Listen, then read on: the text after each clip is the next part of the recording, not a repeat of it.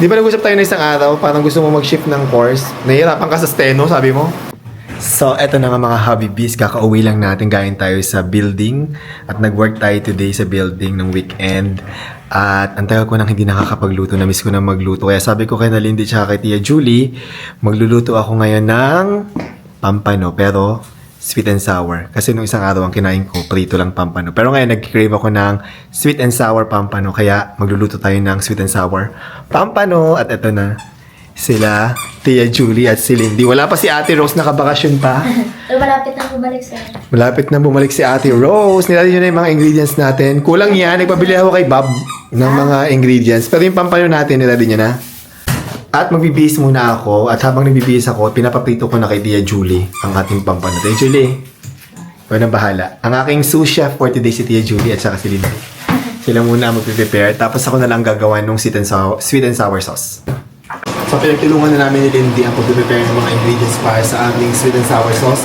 Nagamit ako ng white onion, nalagay ako ng ginger, o kaya naman na hindi kung ayaw nyo. Tomato, nagalagay din ako.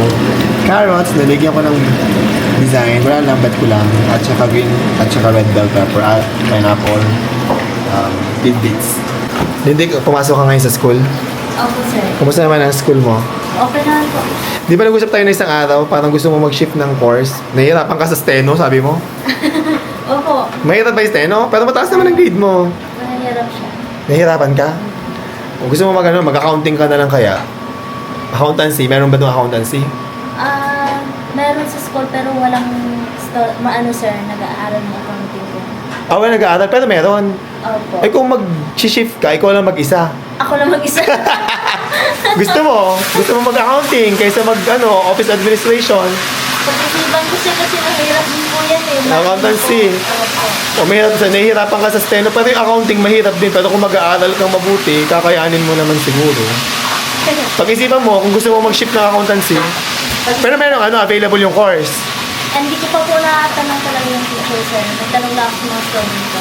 Sige. I-check mo na lang. Kung ikaw, pag-isipan mo mabuti, kung nahihirapan ka sa steno, mag-accounting ka.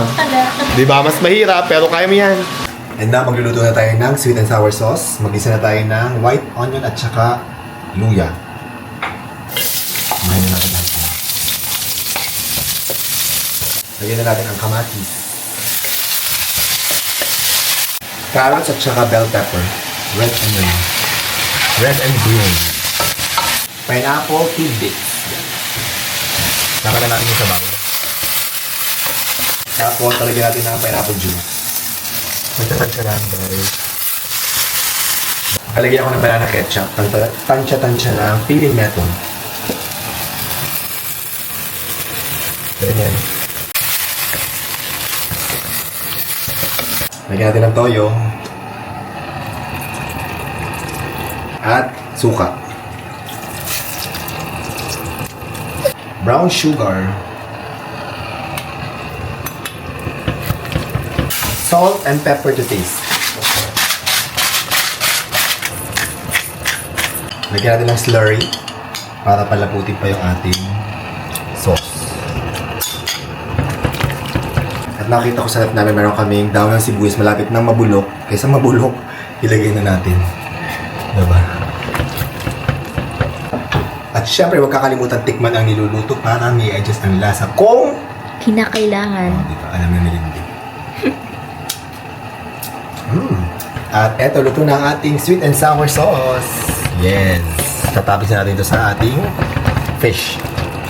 At ito na yung ating mga fried pampano. Ayan. Lagyan na natin ng sweet and sour sauce. Itapis na natin, guys. Iyon. Diba? Gusto ko yung maraming gulay. Yan. Oh my God. Ang bango. Kakain na tayo ng dinner. Ready na ang aming dinner. Tatlo lang kaming kakain, si Tia Julie, si Lindy, tsaka ako kasi wala si Happy David na sa CDO at si Ate Rose malapit na umuwi. So, dahil diyan kakain tayo, Lindy. Let's go. Apo.